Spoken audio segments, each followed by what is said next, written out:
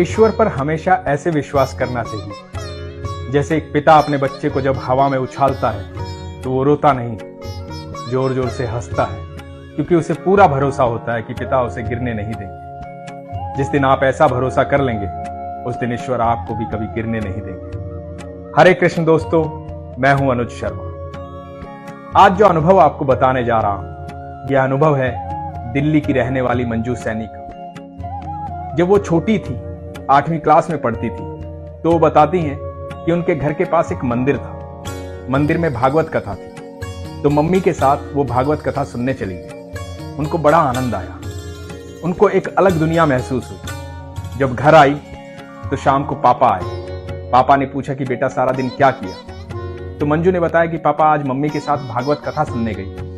तो पापा ने पूछा कि क्या सुना कथा में?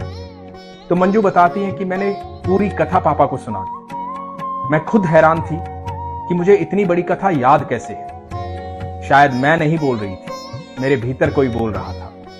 मम्मी ने कहा कि तुझे तो सब कुछ याद है, जैसा पंडित जी ने बोला था बिल्कुल वैसा ही सुना दिया। मैं खुद इस बात पर हैरान थी कि यह हुआ कैसे, क्योंकि मुझे तो पढ़ाई के सवाल जवाब भी याद नहीं होते। उसके बाद मेरे मन में बहुत सारे सवाल थे। मंजू बताती है कि कथा में एक बहुत सुंदर बात पंडित जी ने कही। कहा कि जो बड़ा बच्चा होता है वो पापा का प्यारा होता है, जो छोटा बच्चा होता है वो मम्मी का प्यारा होता है, और जो बीच वाले होते हैं वो ठाकुर जी के प्यारे होते हैं। मंजू बीच वाली थी। आभास हुआ कि मैं तो ठाकुर जी की प्यारी हूं। कोई मुझे प्यार करे ना करे, लेकिन मेरे ठाकुर मुझे प्यार करें, इस बात पर संपूर्ण विश्वास हो गया। 8वीं क्लास की बच्ची, कोमल मन, सरल स्वभाव, ईश्वर पर विश्वास, यह अद्भुत बात थी। अगले दिन फिर कथा सुनने गई और कथा सुनकर आनंद आया।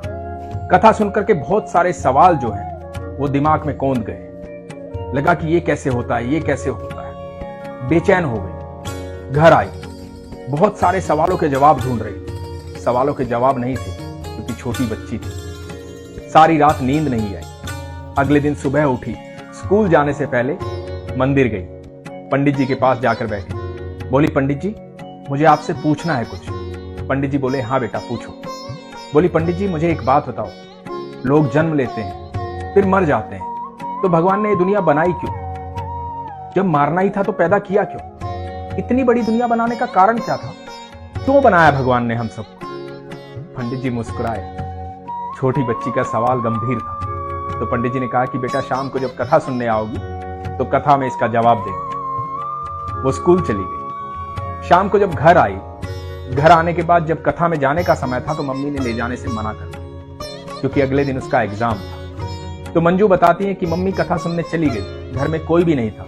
मैं रोती रही, परेशान रही। बहुत सारे सवाल मन में थे जिनके जवाब मेरे पास नहीं थे, पर एक बात मेरे पास थी, वो ये थी कि ठाकुर जी मुझे प्यार करते हैं। मुझे ठाकुर जी से प्यार हो गया। बेचैन थी, दिल में बार बार खलबली मच रही थी कि जानू ठाकुर को। कोई ऐसा आए जो ठाकुर के भजन सुनाए, कोई ऐसा आए जो ठाकुर की बातें करे।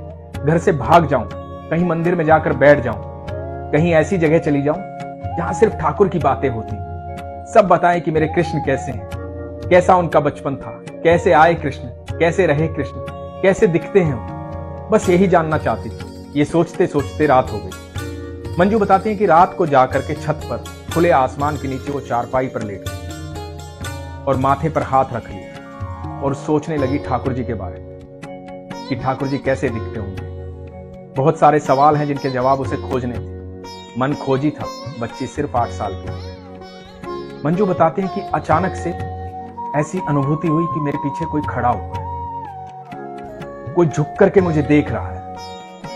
और मंजू ने देखा कि 12-14 साल का बच्चा, मंजू की उम्र का, घुंघराले बाल जो कंधे तक लंबे हैं, सर पर एक मोर पंख, हाथों में बांसुरी, सांवला रंग, साक्षात कृष्ण मंजू के सर के पास खड़े हुए थे।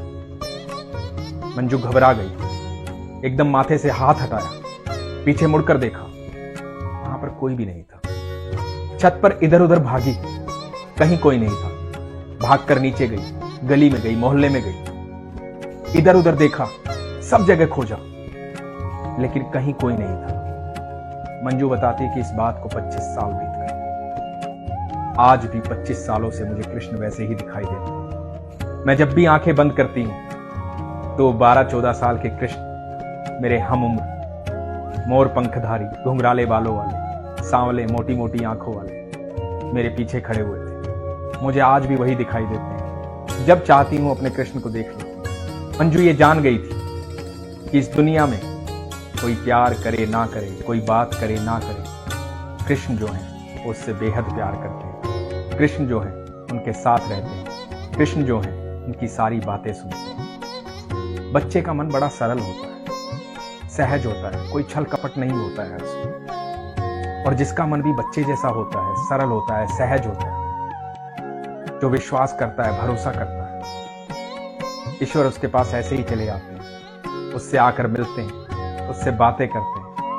मंजू 8वीं क्लास की बच्ची थी, 14 साल की बच्ची थी। इतने दिल से ठाकुर जी को पुकारा तो ठाकुर जी चले आए, दिखाई दी।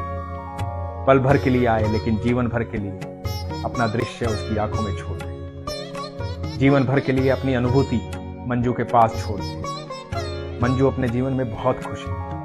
खुश इसलिए क्योंकि ठाकुर जी हमेशा उनके साथ रहते हैं, हमेशा उनकी अनुभूति होती है। दोस्तों, एक बच्चे जैसा मन होना चाहिए। जब बच्चे को हम डांट भी देते हैं, गुस्सा भी कर देते हैं, उसके बावजूद भी वो थोड़ी देर में आकर के गले लग जाता है, प्यार करने लग जाता है। वो भूल जाता है कि थोड़ी देर पहले आपने उसे गुस्सा किया, थोड़ी देर पहले आपने उसे डांटा था, क्योंकि उसे ना अपमान का भय होता है, ना सम्मान की चाह होती है। उसे सिर्फ प्रेम चाहिए होता है, सिर्फ प्रेम। और जिस दिन हम अपने ईश्वर से प्रेम मांगेंगे, इतने सरल हो जाएंगे, इतने सहज हो जाएंगे, तो ईश्वर हमेशा हमारे साथ रहेगा। इसलिए अपने विश्वास को मजबूत रखिए, अपना ख्याल रखिए। हरे कृष्ण।